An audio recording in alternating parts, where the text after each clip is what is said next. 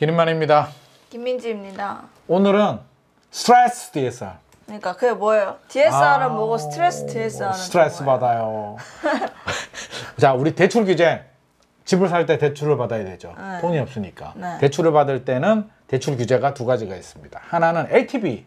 LTV는 들어봤어요. LTV 뭡니까? 들어만 봤어요. 들어만 봤습니까? 자, LTV라고 하면 내 집이 있으면, 집값이 있으면 집값의 몇 %를 대출해 주느냐. 담보대출 인정비율. 내 집이 10억이야. 10억인데 LTV가 50%면 5억까지만 대출을 받을 수가 있어. 70%면 7억까지. 집값에 따라서 대출 한도를 정해주는 게 LTV. 원래는 LTV만 있었는데 LTV마다 보니 아빠처럼 능력이 있는 사람들은 상환을 잘하겠으나 민주처럼 능력이 부족한 사람은 대출을 받았는데 나는 이자 못 갚아. 뭐 이렇게 되면 은행은 어떻게 될까? 파산하죠.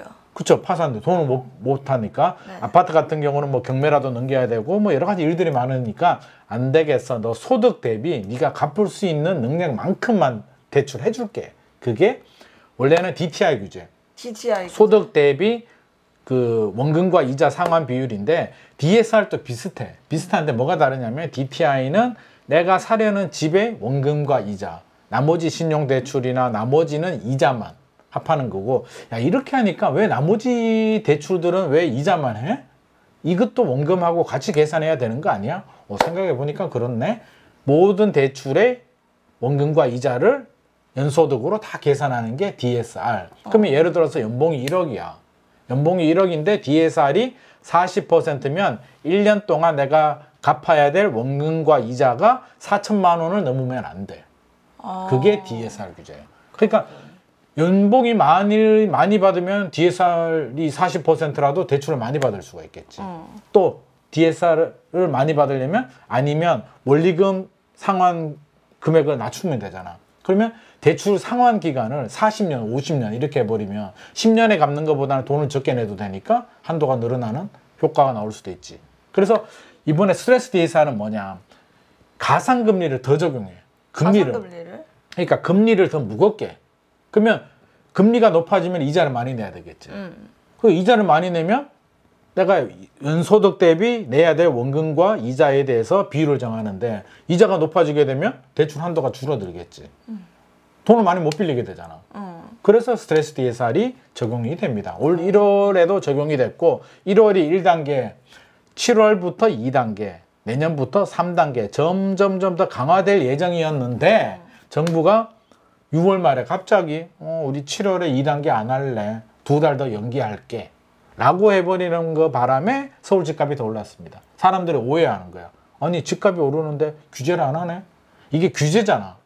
대출이 적게 나오게 되면 구매 능력에 제한을 받게 되고 대출을 많이 못 받으면 집을 사기가 좀 힘들어지니까 당연히 스트레스 DSR이 7월에 2단계가 시행될 줄 알았는데 안 하니까 사람들이 야, 이 정도 집값 잡을 의지가 없네? 야, 이거 안 되겠다. 집 사야겠다라고 해서 6월, 7월, 막 8월 막 난리가 난 거야. 그래서 정부가 안 되겠다.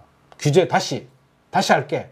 9월부터 당연히 하는데 더 하겠다는 거야. 지금 원래 하기로 한 것보다 더. 그럼 어떻게 하냐면 지금까지는 0.3에서 0.4% 정도 스트레스 금리를 더 적용했는데 9월부터는 이제 차등을 두는 거야. 지방 비수도권은 0.7에서 0.8%포인트, 수도권은 1.2%포인트 더 적용되니까 예를 들어 볼게. 우리가 몇 퍼센트 느낌이 안 오잖아. 그러면 예를 들면 연소득이 5천만 원인 사람이 금리 4%로 40년 대출을 받게 되면 지금은 3억 7,700만 원 정도 대출을 받을 수가 있었는데 이제 9월부터는 지방은 2천만 원 한도가 줄어들어. 그러면 3억 5,700만 원 정도. 수도권은 서울 포함해서 수도권은 4,500만 원 정도가 줄어드네. 4,500? 그러면 3억 7,700에서 4,500만 원만큼 줄어드니까 대출을 내가 소득이 됨에도 불구하고 적게 받게 되겠지.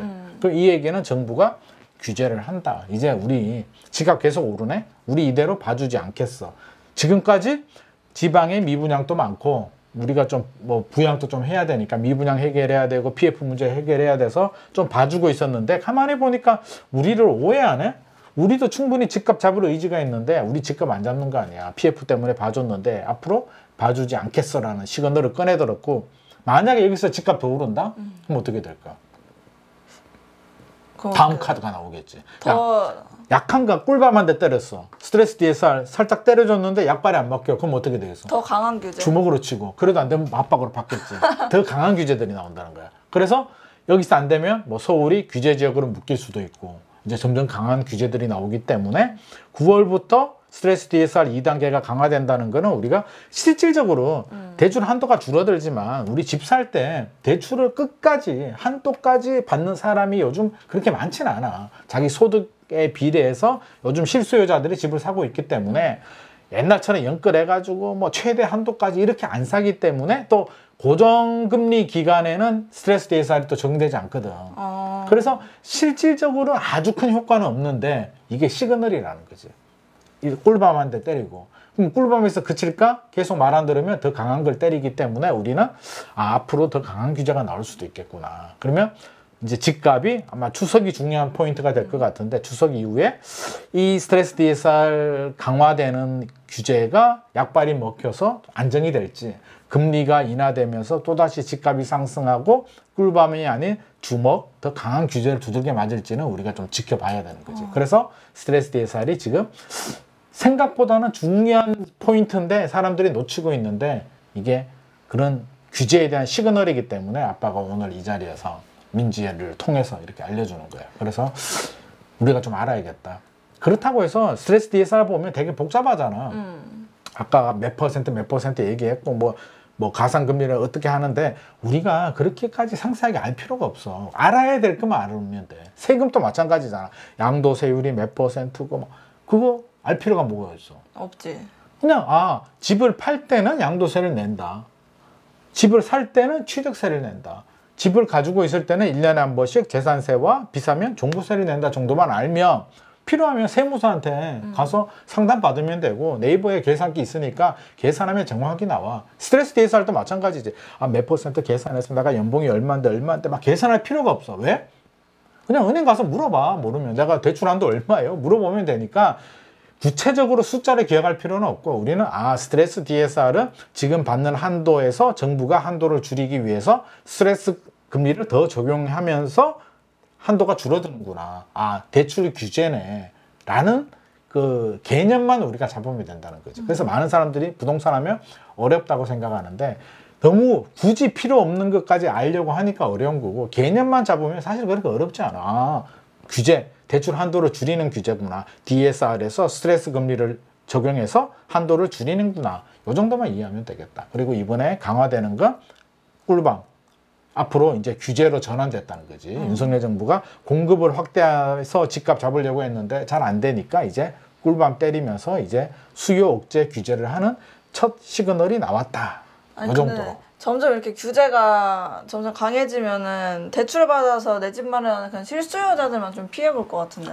실수요자들이 피해 볼 수도 있는데 아빠가 앞서서 잠깐 얘기했듯이 뭐 직접 요즘 풀로 대출 받는 사람이 없기 때문에 아빠가 볼 때는 실수요자들이 뭐 치명적으로 뭐 영향 받을 것 같지는 않고 풀로 받을 분들은 영향을 받겠으나 여기서 이야기를 하지만 앞으로도 금리가 내릴 수도 있지만 예상치 못하는 상황이 발생할 수도 있기 때문에 설사 한도가 나오더라도 풀로 받는 거는 좀 바람직하지 않다. 가계부채 증가 억제나 관리 차원에서도 그냥 스트레스 DSR 적용이 되면 적용받는 한도 내에서 내가 작은 계획을 세워서 집을 사면 되지. 더 받았다가 예상치 못해서 금리가 급등하게 되면 문제가 되니까 아빠는 항상 예상치 못하는 상황이 지금보다 금리가 더 올라가도 내가 감당할 수 있어야 되기 때문에 스트레스 DSR 적용이 되면 또 거기에 맞춰서 한도 내에서 할 수 있으면 하고 도저히 내가 여력이 안 돼. 감당이 안 돼 그러면 그건 안 되는 거야. 2년이 안 되는 거야. 그래서 안 되는 걸 억지로 투자하면 나중에 문제가 생기더라. 그래서 할 수 있는 범위 내에서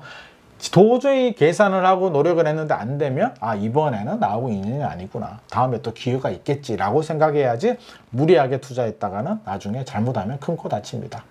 이해가 되셨습니까? 네. 네. 자, 오늘 스트레스 DSR 이해가 되셨나요? 네, 이해가 됐어요. 네. 자, 오늘 스트레스 DSR 규제로 전환되는 시그널이라는 거 말씀드립니다. 오늘의 내용이 도움이 되셨다면 좋아요와 구독 부탁드립니다.